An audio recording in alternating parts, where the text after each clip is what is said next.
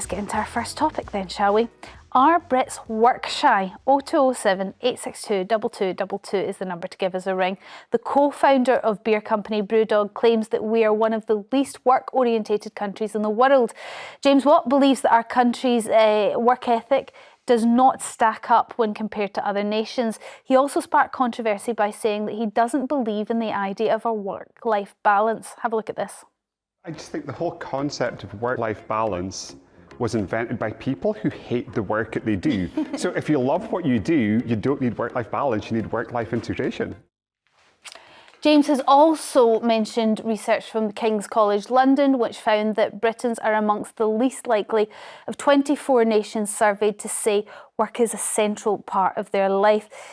He's received a significant amount of criticism for his comments, but I want to know what you think. Do you agree with him, or do you think he's talking nonsense?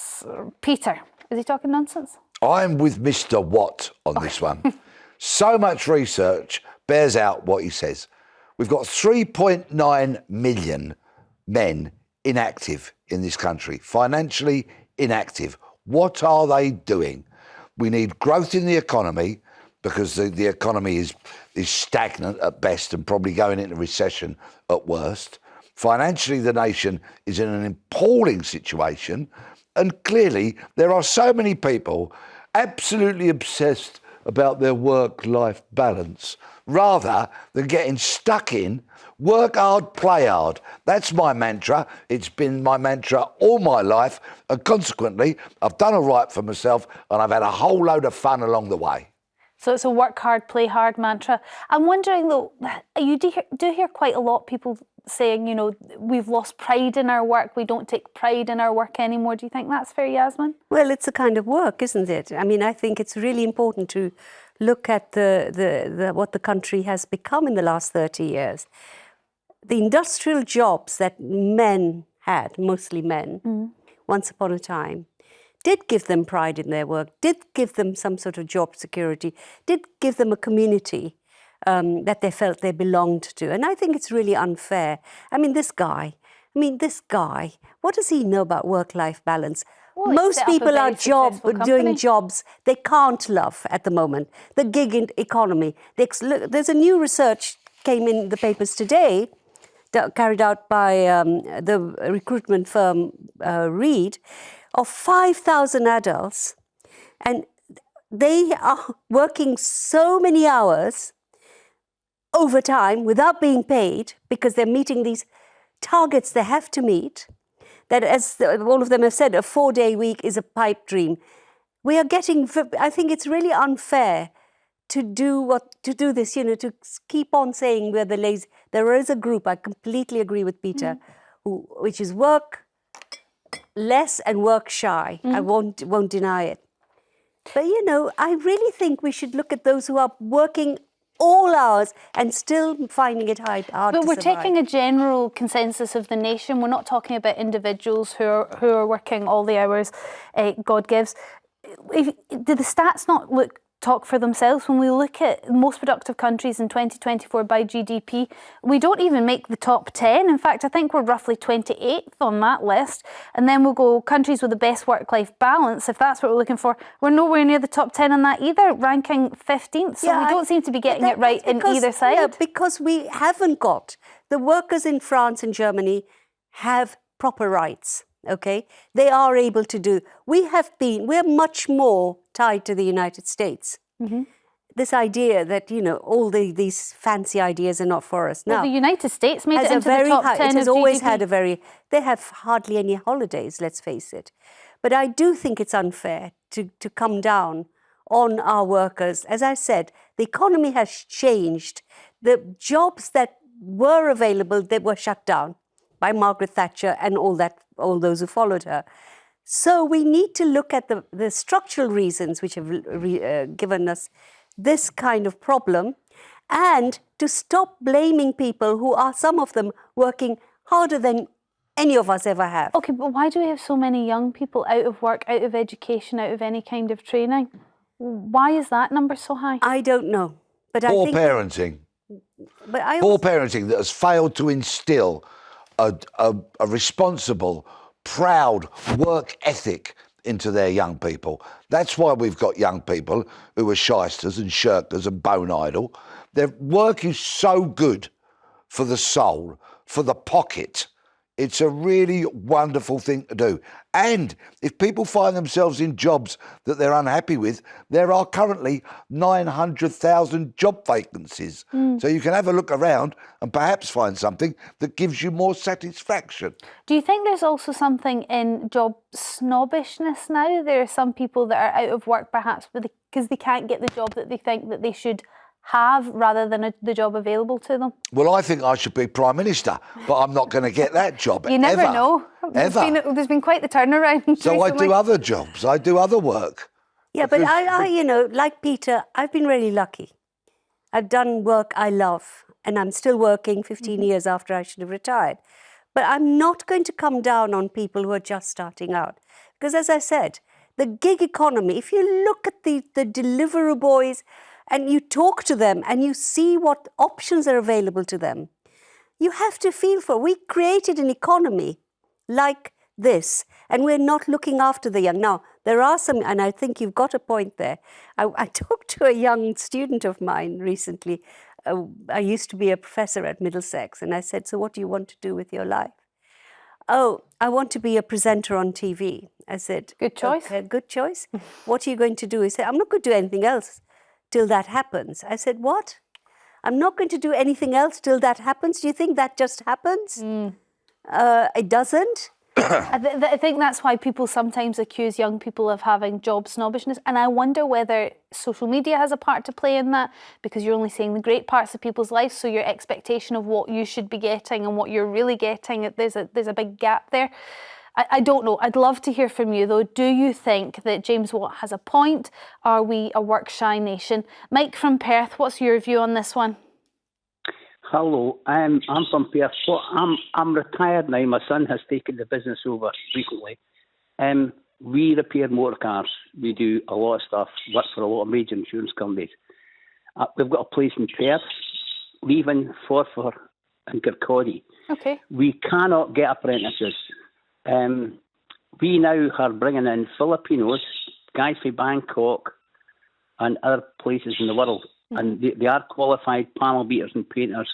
For instance, one of my guys, he works 4 days a week. He starts at 7 in the morning till 6. He earned £75,000 last year. We cannot get apprentices, and I don't know why. Well, I was going to ask you why, because actually this is something that we hear from the building trade as well. I've got a family member who worked in the building trade, and they can't get apprentices for any of those sorts of work in construction either. Why is it that the inability to get up with an alarm? Is it people just not wanting to do that kind of physical labour anymore? The work snobbishness that I brought up? Maybe that's the case. But I think the young ones are... Sorry, that's my bird singing in the background. That's all right. I think that some of them are sitting on their backside playing computers and getting too much money. So you think the benefit scheme is too high? That's why we're a work-shy nation?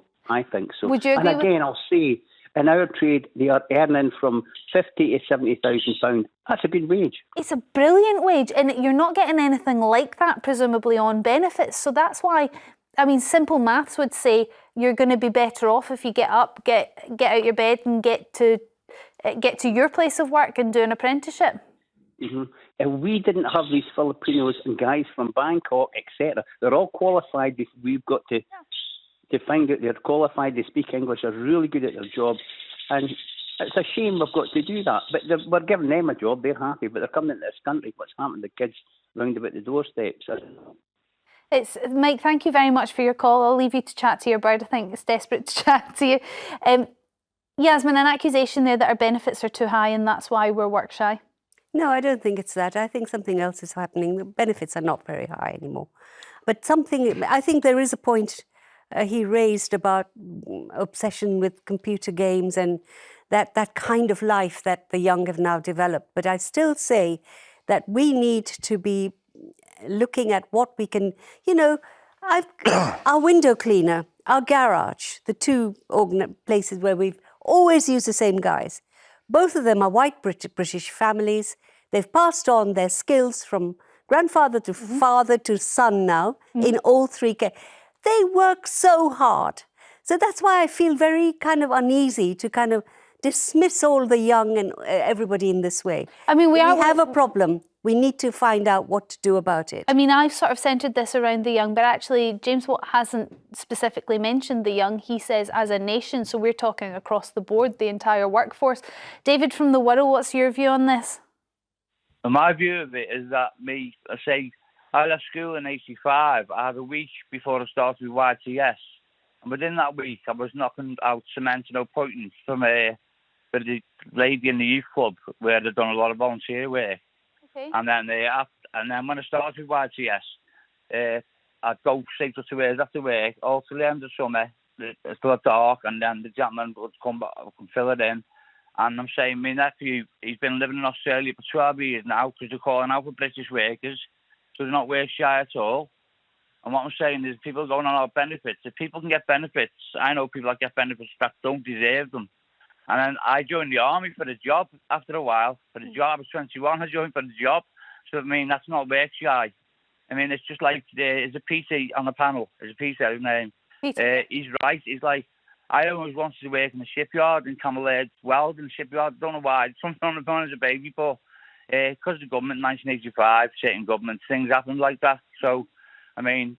So you joined the army instead. You took a job that was available to you and went from there. But you say that you've got family members that would rather be on benefits. That's what you're saying. No. I know people that are on benefits that shouldn't be on benefits. Sorry, I beg your pardon. No, all our family are hard work and we're all shipbuilders. Yeah. Okay, got you. So your accusation again is similar to our last caller, Mike, who said that the benefits are just too high and that people are sitting at home. Do you think that's true? No. Oh, sorry. No, I was just going to ask Peter, do you think it's the benefits that people are sitting at home on? Because it doesn't take much to understand that if you go to work, you're going to earn more than you will sitting at home on benefits. I mean, if you can go and work for Mike and earn £78,000 a year, that's a vast amount of money, double the average wage of the country, certainly more than even if you are getting all the benefits you possibly can. So why is that not encouraging people out? It's no coincidence that both callers raised the subject of benefits. There is clearly a problem when people are being incentivised to stay at home, flop on the sofa in their joggers, watch telly and do nothing.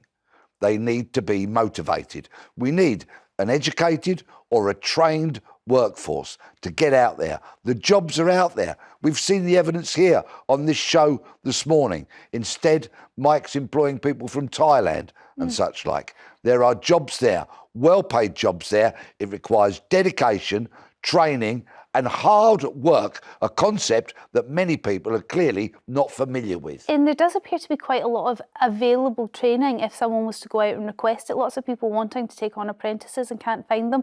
David, thank you very much for your call. Claire from Leeds, what do you think about James Watt's comments? Do you think they're unfair? Hiya, Storm. Hello, panel. One thing I need to take up with Peter is the parents are not to blame. I work hard in retail and I do some really horrible hours. And I've got 2 grown-up sons, and one of them is a self-employed paint decorator. Great. And the other one works full-time. Great. I've always instilled it in my kids that they need to work.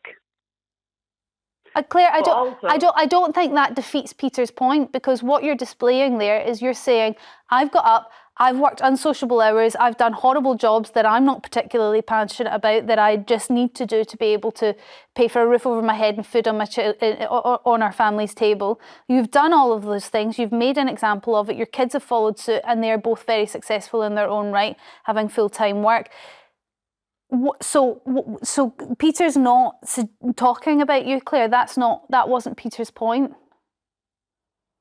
Okay. I do believe there is some work shy people in this. I know of quite a few. And these are fully grown adults who've never worked a day in their life. Why? That I honestly can't answer that, because as for me, I have a couple of days off, it's great. Get my jobs done, do what I want. I have a couple of weeks off and I'm not on holiday or anything like that, and it drives me insane. So I can't win. I'm either moaning that I'm working too much or I'm moaning that I'm at home bored. I do wonder whether you get yourself into a snowball, like maybe a mental health negative cycle when you are off work for a long period of time, and it's quite difficult to overcome that. Because Claire, I'm kind of with you. If I take too much time off of work, I do go a little stir crazy. I've got enough time to make up problems in my head. Do you think that's possibly part of the problem, is actually when you've been off work for a length of time, it's quite difficult to get back into it? In my lifetime, I've been hospitalised twice because of catastrophic mental health breakdowns. And on both occasions, the best remedy to help me become better, to value myself, get some pride back, was getting back into work. And on one of those occasions, it was in retail, not so many years ago, working for not very much money, hoovering the floors, cleaning the windows, dealing with all the kind of unpleasant aspects of retail, not merely selling stuff, and it did me the power of good.